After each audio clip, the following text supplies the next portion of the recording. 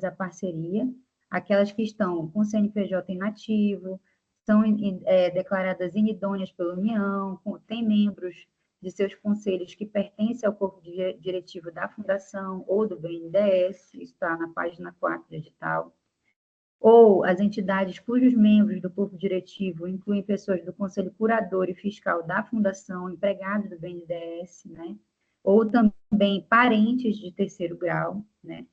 Entidades também que têm no seu corpo diretivo pessoas que fazem parte de organizações punidas pela administração pública ou que estejam na lista de restritas da ONU também vão ser impedidas de participar. Então, esses são alguns critérios de impedimento, né? E aí, para evitar esses impedimentos, a gente aponta, assim, e reforça. É importante manter esse CNPJ ativo, manter todas essas certidões em dias, né? Evitar, né, esse processo de impedimento através dessa formalização, né? Monitorar também, né, sempre junto aos órgãos, se está tudo certinho, para evitar todos esses problemas, porque os prazos vão ser muito apertados daqui em diante, depois do momento que essa entidade for convidada, né, a seguir os outros passos aí de formalização.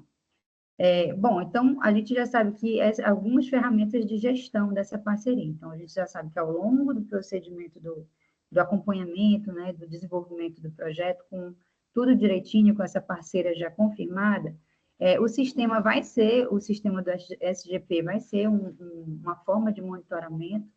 Claro, também é importante essas boas práticas na prestação de conta, vai ter os relatórios, isso tudo que vocês com certeza já sabem, mas não custa a gente reforçar, né?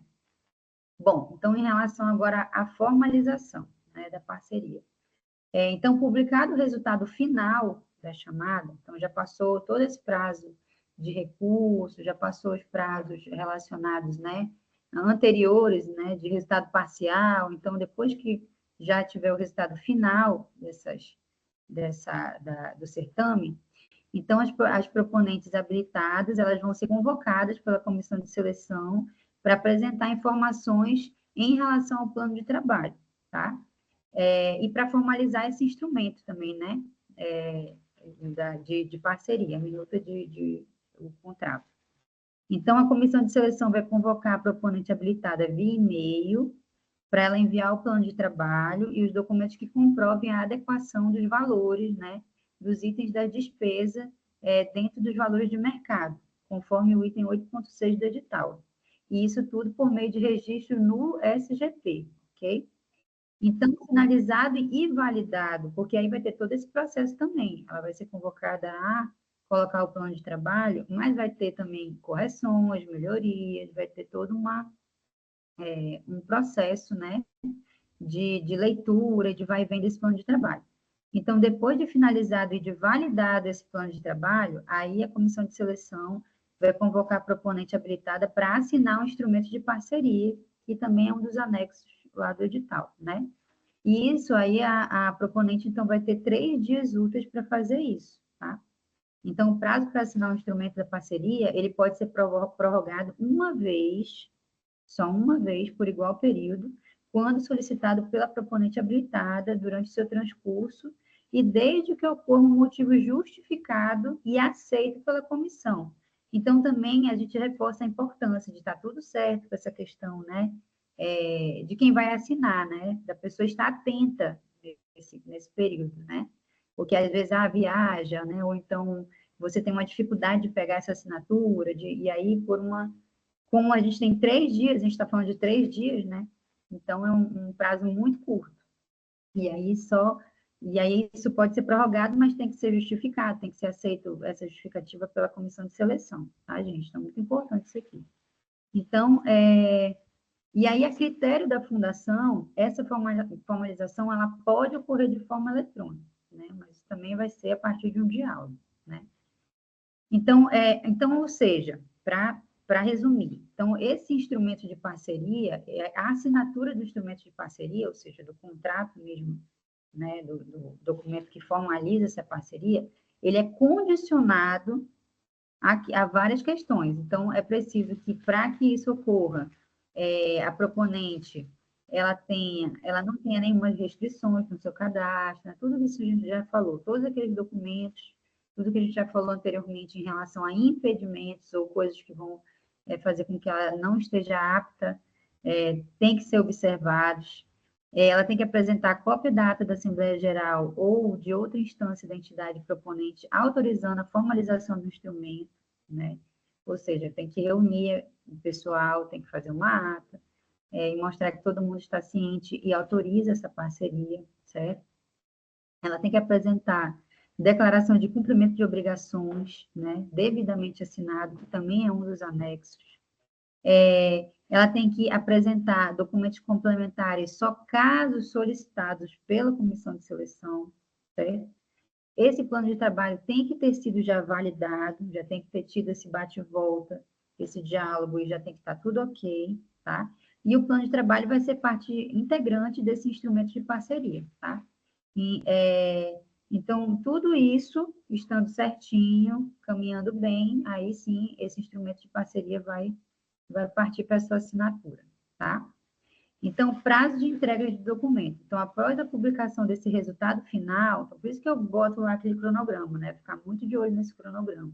Até porque, em caso de recurso, necessidade, né, de recurso, enfim, tem que prestar muita atenção. Então, após a publicação do resultado final, o proponente vai ter 10 dias úteis para apresentar o plano de trabalho final, tá? Então, ela vai ter um diálogo com a fundação, mas isso tudo vai durar também um tempo muito curto. Então, por isso que é importante que esse plano de trabalho já esteja bem legal, já sendo, né, produzido e organizado ao longo desse processo aí, antes mesmo desses resultados, né? Então, após a apresentação inicial do plano de trabalho, a comissão de seleção vai poder solicitar esses ajustes, vai fazer esse diálogo, né? E aí a proponente vai ter 3 dias para realizar essas correções e enviar a versão final para validação, tá? Então, tudo isso é um prazo, né? Até você ter o trabalho, o plano de trabalho final de 10 dias úteis. Então, o cumprimento desses prazos é essencial, ele é primordial para a formalização da parceria, tá? Então, vai ter todos esses procedimentos, né, para assinatura e validação do contrato, o não cumprimento desses prazos e a entrega desses documentos pode resultar na inabilitação da proposta. Então, mesmo que já esteja tudo certinho, mas você perdeu um prazo, então isso já pode resultar nessa inabilitação. Então, é muito importante também a gente estar muito atento a isso. Penalidades e sanções. Então, algumas advertências, né? O que pode ocorrer? Então, descumprimento das obrigações do edital podem acarretar prejuízos, né? Que acarretem algum prejuízo para a fundação. A suspensão temporária da participação em chamadas públicas e impedimentos de firmar parceria com a fundação com prazo não superior a 2 anos. Apresentação de documentos falsos, né? Cancelamento da proposta após o prazo limite para seu recebimento sem justificativa aceita pela comissão. Inércia ou recusa em assinar um instrumento de parceria dentro dos prazos estabelecidos sem justificativa aceita pela comissão. Reincidência na aplicação das penalidades de advertência. Irregularidades que ensejam na frustração da chamada pública. Práticas ou atos ilícitos visando frustrar os objetivos da chamada pública. Práticas ou atos ilícitos que demonstrem não possuir a proponente idoneidade para participar da chamada pública e firmar parceria com a fundação, e quando constatada a má-fé, ação maliciosa e premeditada em prejuízo da fundação. Então, tudo isso, né, que foi citado aqui, pode gerar penalidades e sanções, tá? Bom, então agora em relação ao plano de trabalho, tá errado aqui, é o anexo 8, tá? Então, já aponto aqui um errinho no slide. Então, o plano de trabalho, ele é um documento central, ele vai detalhar todas essas atividades, cronograma, indicadores, enfim, ele tem que estar muito alinhado ao que foi lá inicialmente colocado na proposta, no orçamento, e ele vai se tornar parte integrante do instrumento de parceria, tá? E ele vai ter que ter, né?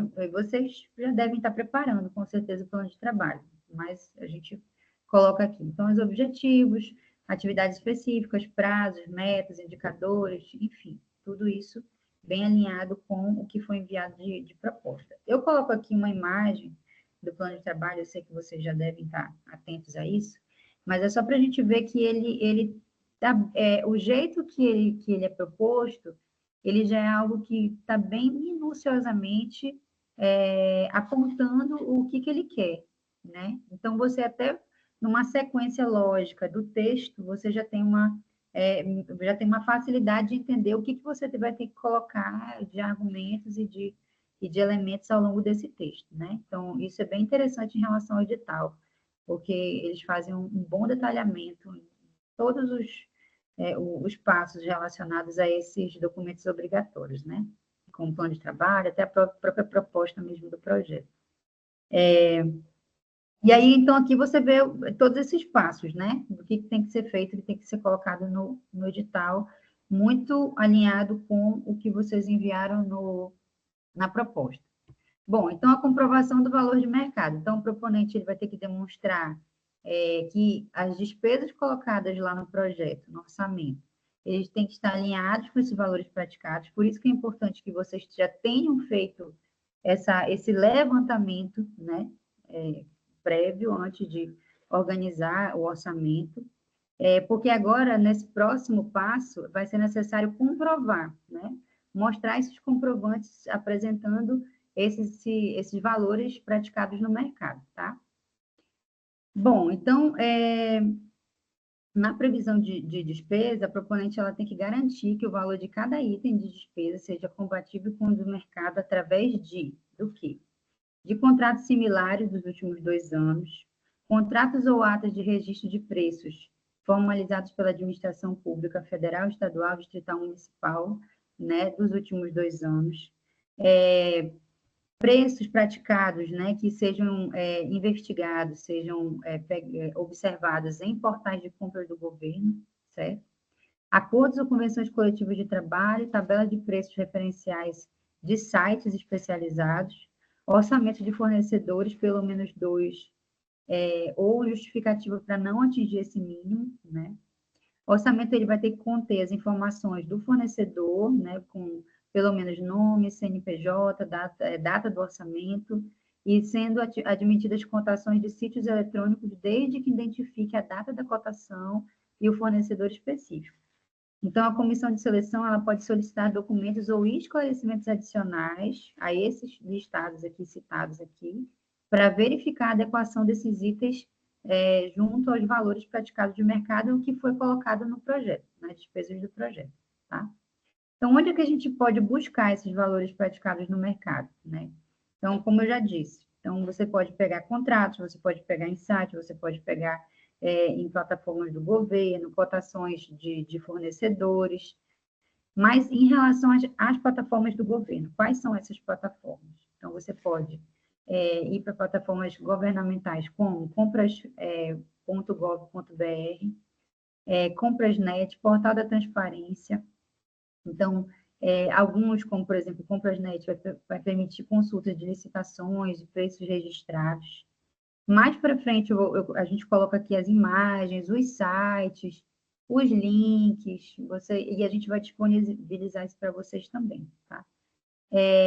Então, para fazer essas cotações de preços, né, por exemplo, no compras.gov, então é necessário ser um fornecedor cadastrado, né, no Comprasnet.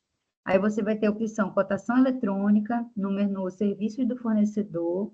Aí aqui a gente tenta botar um passo a passo, assim, para facilitar, mas isso é muito acessível, né, na internet. Aí você vai ter que colocar o seu login e senha, vai ter que entrar, né, nessa opção de cotação eletrônica ou serviços do fornecedor. Aí você vai clicar em todas em andamento, e aí você vai clicar no número do que do que te interessa, né, da cotação que te interessa.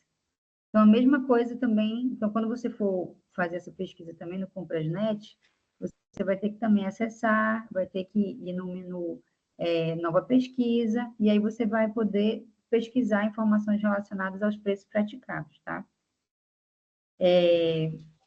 Aqui, a gente coloca aqui para vocês o site do compras.gov, tá? Então, é uma ferramenta que vai permitir constar preços e compras realizados por meio desse sistema, né? A gente, aqui também no painel de preços, ele tem um filtro que é bem fácil de acessar, onde você vai poder colocar tanto pesquisa por nome do material ou pela descrição do item, e aí ele vai gerar até um layout visual, né? Do quanto, enfim, do valor de compra desse material, de como é que, dos tipos de material. Então, tem vários simplificações visuais que eles fazem, dependendo do filtro que tu aplique na busca, né? Além disso, também tem, gente, o Manual de Orientação de Pesquisa de Preços do Superior Tribunal de Justiça. Eu coloco também aqui, a gente coloca o link também na apresentação. Aí tem todo um passo a passo sobre a pesquisa de preços, né? Então, é bem interessante também. E aí, lá no painel de preços, vai ter o link Perguntas Frequentes, que aí você vai poder, através do link, já acessar e dar as perguntas frequentes, que geralmente as perguntas que a gente, né, está precisando realmente saber, e aí você já vai conseguir acessar diretamente onde você está precisando para buscar as informações. Bom, foi rápido, né? A gente ainda tem um tempinho. Vocês estão me escutando, né? Eu não caí. E aí, a gente tentou simplificar para vocês essas informações. Não sei se vocês têm dúvidas. E não sei se o Guilherme foi anotando. Tem só duas dúvidas aqui. Guilherme, está aí? Então, assim, eu anotei as dúvidas, como tem tempo, acho que pode já colocar aqui, né? O Joseraldo perguntou, falou que eles já anexaram na proposta vários documentos que é dessa segunda fase. Não tem problema, mas provavelmente vai ter que enviar novamente, tá? Depois você vai ter que enviar de novo, mas não tem problema. Ele pergunta também se vai ficar precisando, se vai precisar ficar atualizando. Ô, gente, que é uma pergunta que tem na frente também de uma pessoa que a entidade não conseguiu anexar o relatório fotográfico porque estava com cerca de 300K perguntando se pode enviar por e-mail. Ô, gente, não pode mais anexar nenhum documento no processo. Já acabou o prazo, então isso a gente realçou muito ao longo de todas as lives. Depois do prazo, não pode ser anexado mais nenhum documento, tá? E isso faz parte do edital, todo edital é assim, tá? Você não pode anexar mais documento nenhum. Então você não vai ter como, nem que você queira, não vai ter como ficar atualizando, tá? É, aí falou também que colocamos todas as entidades da rede conforme anexo 2. É isso mesmo, né? Se eu entendi a colocação, era para colocar mesmo, né? E a última pergunta é: os nossos orçamentos foram feitos antes do primeiro edital, né, lá da primeira fase, né? Temos que rever todos esses preços com as novas datas? Gente, eu não sei responder exatamente, mas toda cotação de preço tem uma validade, tá? Então tem que ver do que você pegou. De forma geral, no GovBR, né, o compras.gov.br, eles falam lá que é de 180 dias. Então, teoricamente, estaria dentro do prazo, né? 180 dias, 6 meses. Em alguns casos, até um ano você pode usar, né? Agora, isso é uma coisa para a entidade rever também, né? Porque se foi feito há mais tempo, esses preços podem estar defasados. Aí vai complicando a sua, né, é, a sua gestão do projeto, né? Porque tem preço que pode ter aumentado, diminuído, aí você vai ter que ficar solicitando para, né, revisão, né, das rubricas. A gente não sabe se a Fundação Banco do Brasil vai fazer isso. Então, eu acho que, pelo menos para os equipamentos né, que são mais caros, né, com maior valor, vale a pena refazer para a sua própria gerência do projeto, né? Aí, uma outra pergunta que está falando que todos os documentos serão enviados via SGP somente. Bom, essa pergunta eu e a Marcela estava até conversando sobre isso hoje mais cedo. A gente não sabe. Pelo que está no edital, sim, você vai mandar pelo que a gente entendeu, a gente não tem certeza disso, vai ser enviado pelo SGP, como os outros documentos. Se a Fundação Banco do Brasil solicitar, você tem que enviar o original, tá? Mas essa tem sido a sistemática para todos os documentos. A gente acredita que vai ser assim com os outros também, mas não temos certeza, tá?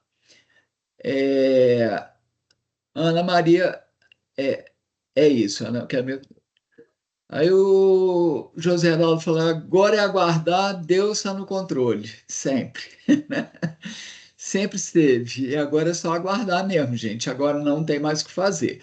Com uma ressalva que a gente colocou, que é muito importante, que a gente colocou lá no grupo do WhatsApp, tá? Que algumas entidades tiveram problema com a assinatura do representante legal e principalmente quem está trabalhando com os povos de comunidades tradicionais, povos indígenas, quilombolas, principalmente da Amazônia, tiveram problema porque as comunidades são longe e com a seca não tinha jeito de fazer o translado. Então, muita gente não conseguiu. Bom, o pessoal, né, do MDA conversou com a Fundação Banco do Brasil e eles pediram para mandar e-mail para eles relatando quem teve esse problema, tá? Porque eles vão analisar. Então, quem teve esse problema, exclusivamente quem teve esse problema, escrever para a Fundação Banco do Brasil, tá? Relatando que teve esse problema. É, deixa eu pegar aqui o coisa que eu escrevi. Então, é para mandar o e-mail para a Fundação Banco do Brasil, que o e-mail é ecoforte.fbb.org.br, e é muito importante colocar no assunto que é problemas com a assinatura dos documentos, Ecoforte 2024.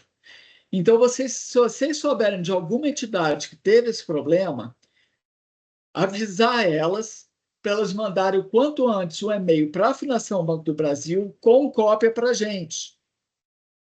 Tá? Teve mais de uma entidade que teve esse problema, tá? Que relatou para a gente, e ninguém entrou em contato ainda. Então, falar para entrar em contato com a gente. Começou a cair o mundo aqui agora. Caiu uma tempestade aqui, que, nossa senhora. Tá, gente? Então, se vocês souberem as entidades que estão com esse problema, que a gente não tem anotado quais são as entidades, por favor, avisar elas. Tá? Eu coloquei aqui no Isso a grupo Marcela novamente, colocou aqui, Guilherme. né? Isso. É, a Raquel Vaz falou que as certidões com certeza vão vencer. Teremos que fazer. Eu faria de novo. Tá, gente? Tem prazo. Fazer isso, eu até falei lá, fazer isso, gente, agora final de dezembro, começo de janeiro. É o melhor prazo. Agora, lembrando que o prazo que a Marcela falou, que no meados de janeiro vai ser o resultado. Então, meados de janeiro, gente, vocês têm que estar com tudo pronto. E lembrando, ressaltando que a gente já falou isso aqui, a Marcela falou isso aqui hoje, que vai ser um período muito complicado para todas as entidades, tá? Porque vem Natal, Réveillon e férias. Quase todas as entidades têm férias nessa época.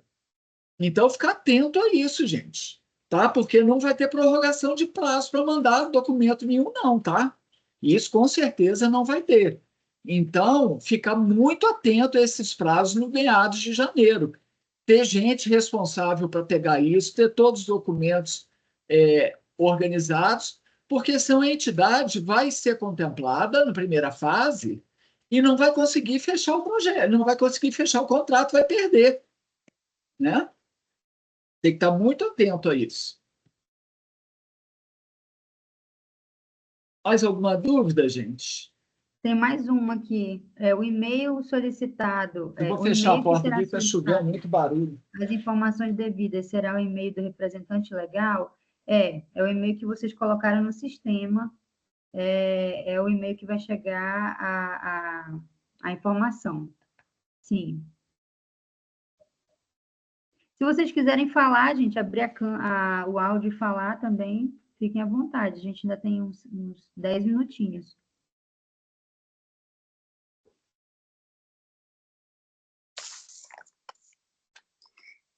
Então, assim, eu nem levantei a mão, desculpa. Quando eu fiz a pergunta sobre se todos os documentos serão enviados somente via SGP, é porque, assim, eu não sei se eu estava entendendo errado, mas que estava um pensamento que, por exemplo, as cotações, né, alguns documentos a gente enviaria via correios. E eu fiquei muito preocupada também em relação aos prazos, por causa desse prazo de envio, né? Mas aí vocês já me esclareceram que somente os documentos solicitados é que serão enviados via correios. Aí já me acalmou um pouquinho. E vocês sempre vão estar solicitando via e-mail, então a gente vai ter tem esse prazo, né, obviamente. Então já me tranquilizei um pouco, né? Eu estava pensando que todos os documentos, as declarações, tudo, teria que ser enviado, né? Maria, Isso. Ana Maria, ressaltando, tá, que a gente falou, que a gente acha que vai ser assim, a gente vai confirmar e vai confirmar com vocês depois. A gente está entendendo que, como todo edital até agora foi assim, vai continuar sendo assim. Não, nesse caso sempre vai ser avisado por Sim. e-mail, né? Assim que o que vai ser enviado via SGP vai ser explanado bem direitinho o que vai ser, então tá certo. Obrigada. Tem uma outra situação também que aconteceu conosco, é que a gente corrobora com o que o nosso parceiro falou, que nós fizemos as cotações no prazo, até para finalizar o orçamento, né, assertivo, a gente fez, no caso a gente vai observar a validade, mas, assim, por aqui eu não, assim, não, a gente não teve essa busca via compras net, a gente fez busca diretamente com os fornecedores, com as empresas e tal. Mas, no caso, não tem problema, né? De fato, é algo novo, assim, a gente não utiliza muito essa metodologia, É né? uma possibilidade, Ana. Não é obrigatório ser por lá, não. É só mais uma ferramenta de busca, entendeu? E bem interessante até. Muito obrigada. Isso que eu ia falar, as entidades, de forma geral, têm a prática de fazer isso que vocês fizeram. Só que dá muito mais trabalho. Se você pegar isso lá no GovBR, é muito mais tranquilo, muito mais rápido. E, assim, eu não estou dizendo que, que a Fundação do Banco do Brasil vai suspeitar ou não vai aceitar a cotação de preço, mas é uma coisa oficial, entendeu?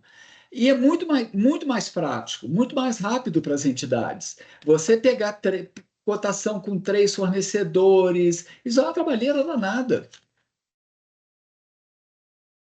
E esses sites também governamentais estão previstos no edital, né? Então, se eles preveem, é porque eles vão aceitar. Mais alguma dúvida, pessoal?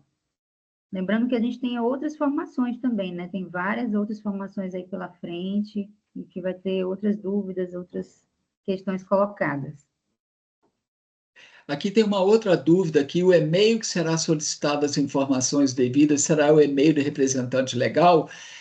Vocês cadastram 2 e-mails, do representante legal e da entidade. Né? Eu não sei para qual das duas que a Fundação Banco do Brasil vai mandar, mas é um dos dois. Quando tu foi fechar a porta, eu já tinha falado desse. Foi a Ana que perguntou também. Que é o que foi cadastrado lá no sistema. É. É isso, pessoal?